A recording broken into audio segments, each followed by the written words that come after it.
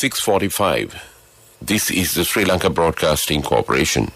Here is the news edited by Lal Malavarachi and read by J. Yogaraj. First, the headlines. The President encourages all farmers to move forward with a use of organic fertilizers. It is the responsibility of all to encourage farmers in this endeavor. The Education Ministry says the teachers' and students' attendance in schools was more satisfactory than expected. School children aged between 16 and 17 will be administered the Pfizer vaccines from today. The Power and Energy Minister says that there is no shortage of fuel in the country. WHO says COVID may have killed 180,000 health workers. Sri Lanka will face Netherlands in the T20 World Cup in Sharjah today. And those are the headlines. President Gotabaya Rajapaksa emphasized that doing what's right is a major challenge and added that despite the magnitude of a challenge, the desired goals can be achieved by moving forward together. The President made these remarks at a discussion held with agrarian service officers via video technology yesterday. The President pointed out that the desired objectives could be achieved by resolving the difficulties faced by the farmers, and it is very important to meet the farmers and explain the accurate facts. The main objective of the government is to create an environment where the farmers can earn a better income while protecting the environment and public health. The President stated that the goal of the green agriculture is to benefit not just one or two seasons, but provide benefits for generations.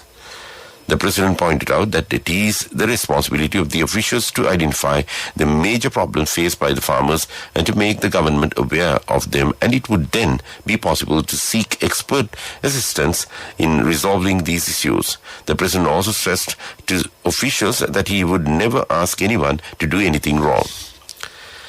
The introduction of green agriculture could not lead to reduction in the cultivated lands. The President also said that it is the responsibility of all on behalf of the country to encourage farmers to move forward with the use of organic fertilizer. The government took steps to import liquid nitrogen enriched with nitrogen nutrients in order to provide the world's most recognized eco-friendly fertilizer to the farmers. Education Ministry Secretary Professor Kapila Perera says that more than 50% of the schools across the country were opened yesterday and the teachers' and students' attendance was more satisfactory than expected. Professor Pereira said that the school with students below 200 students are those attended by the children of poor families. He added that as the government and as the Education Ministry have fulfilled their responsibility properly, and it was the parents' responsibility to send the children to the reopened schools. The Education Ministry Secretary further said that on average 16% of the students and 30% of the teachers attended the schools that have reopened yesterday after almost 2 years. He added that it is expected that the percentage of the teachers' student attendance would increase considerably on Monday, the October 15th. The teacher unions have also urged their membership to report to work from Monday. Ministry Secretary Professor Pereira said that the student attendance was around 7% in the Colombo district, while the teachers' attendance was around 17%. However, the Northern Province recorded a student attendance of 21%, while the teachers' attendance was between 48% to 52%. The students' attendance in Eastern Province was 39%, while the teachers' attendance was 45%. He also pointed out that the student and teacher attendance in Colombo and minimal various, the percentages outside Colombo were commendable and encouraging. This news comes to you from Sri Lanka Broadcasting Corporation. Power and Energy Minister Uday Gamanpilla says that there is no shortage of fuel in the country. Some opposition politicians and opposition allied trade unions made baseless statements from time to time that the fuel shortage would arise in the country. However, during the past few months, no such shortage came into effect. Therefore, the minister requests the public not to be panicked by such false rumors. The Health Ministry says that 554 more persons have tested positive for coronavirus yesterday. This pushes the total registered COVID-19 cases in the country to 533,860. About 17,830 infected patients are currently undergoing treatment across the island. Total recoveries has risen to 502,464, and the death toll due to the virus is 13,562 so far. The United States, through the United States Agency for International Development, has announced an additional $2.5 million in urgent COVID-19 assistance for Sri Lanka. The assistance will accelerate equitable access to safe and effective COVID-19 vaccinated and strengthen the ability of health workers to address COVID-19, the U.S. Embassy in Colombo said. The Department of Registration of Persons says that a one-day service for receiving national identity cards will resume on Monday, the 25th of October. Commissioner General V.N. Gunathilaka says the decision was taken after considering the possibility of a large number of people gathering at NIC offices. He said arrangements have now been made to continue with the one-day services at Battaramulla head office and the Southern Province office. However, the applicants should reserve a date and time to obtain their services by Monday from the relevant divisional secretariat's office. And that's local news. A mother knows the pain of each member of the family. Siddhalepa, the trusted relief for aches and pains. An effective therapy for relief from cold, sneezing, flu, headaches, swelling due to toothaches, rheumatic, discomforts, and muscular aches and pains.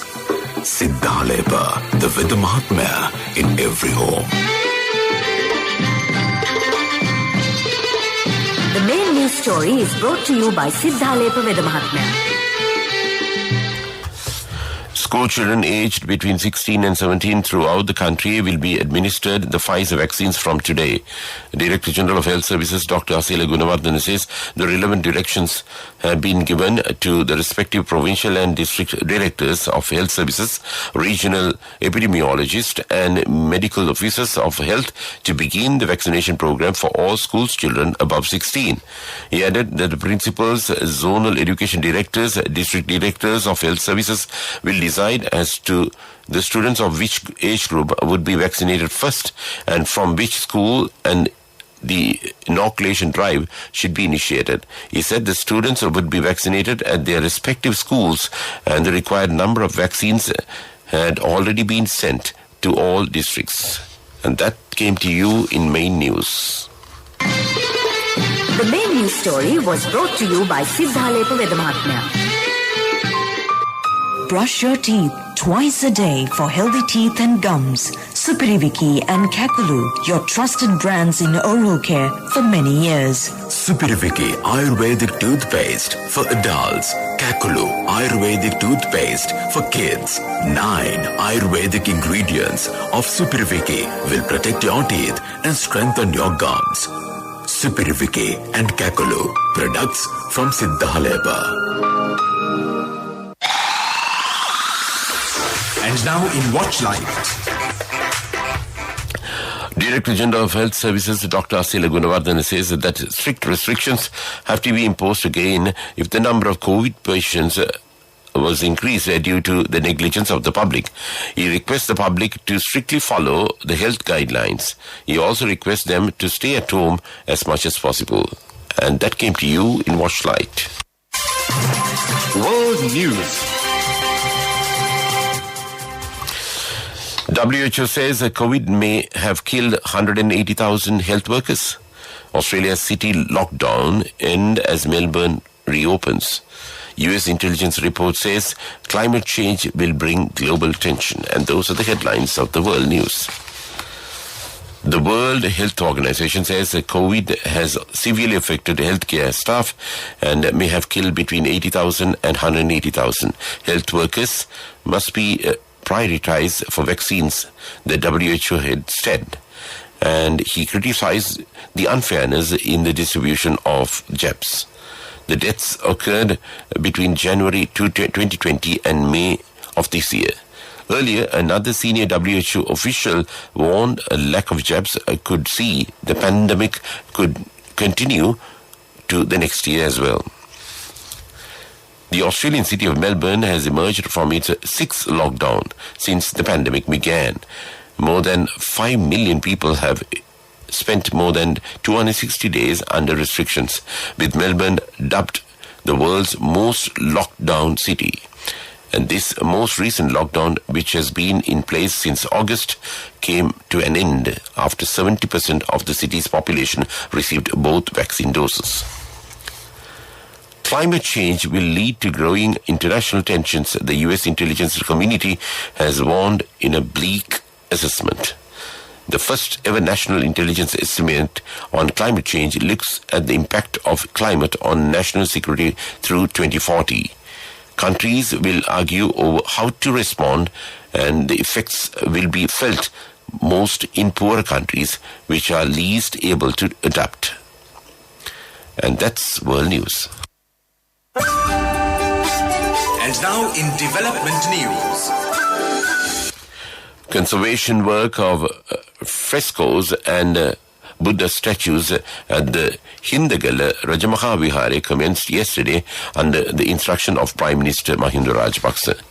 Subsequent to the media raising awareness about the destruction of this historic World Heritage Buddhist place of worship, where even tooth relics were deposited, and is called either the Indrasara or Indrasara cave.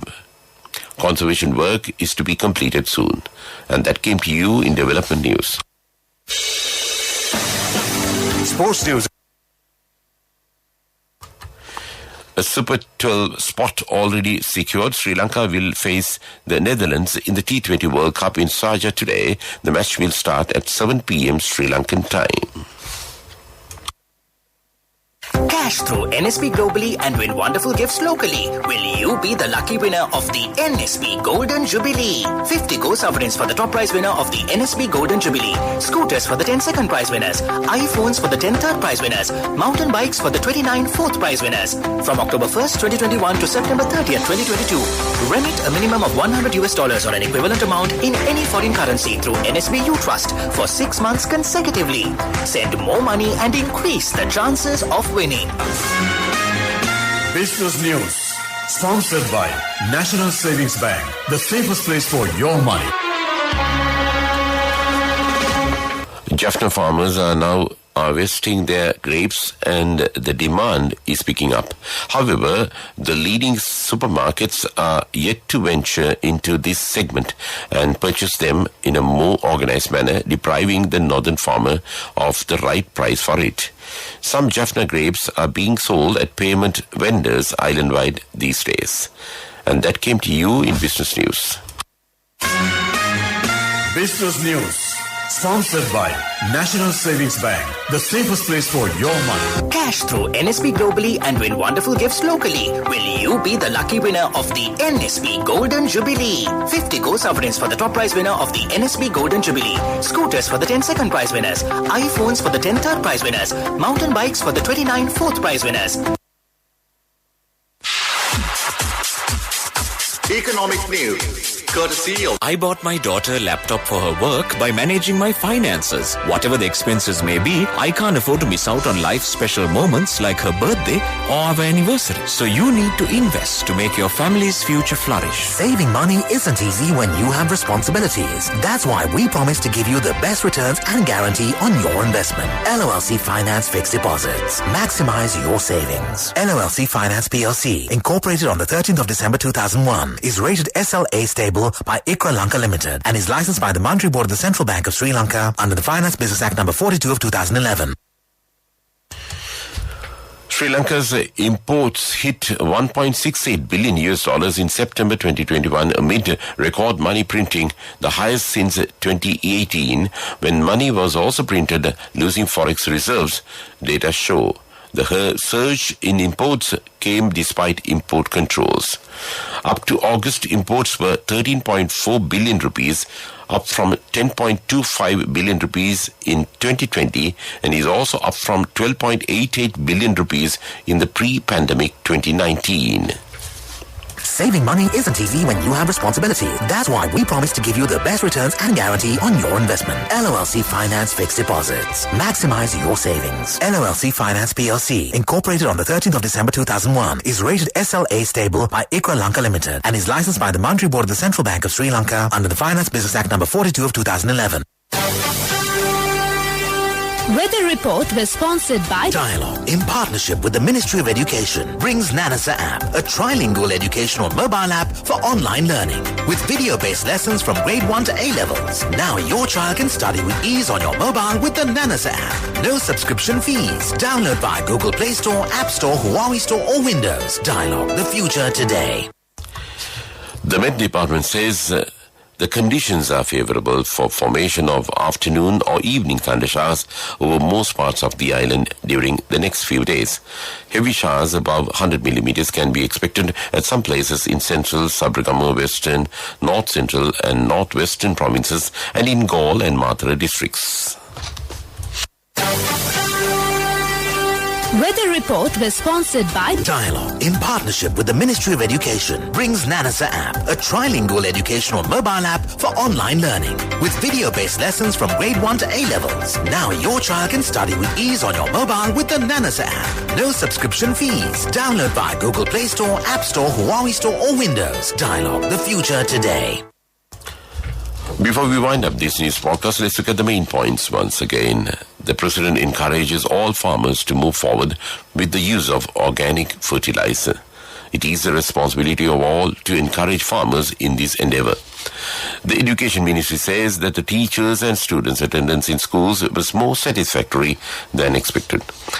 School children aged 16 and 17 will be administered the Pfizer vaccines today. The Power and Energy Minister says that there is no shortage of fuel in the country. WHO says that COVID may have killed 180,000 health workers. Sri Lanka will face the Netherlands in the T20 World Cup in Sharjah today. And with that, we conclude this morning news podcast of Sri Lanka Broadcasting Corporation.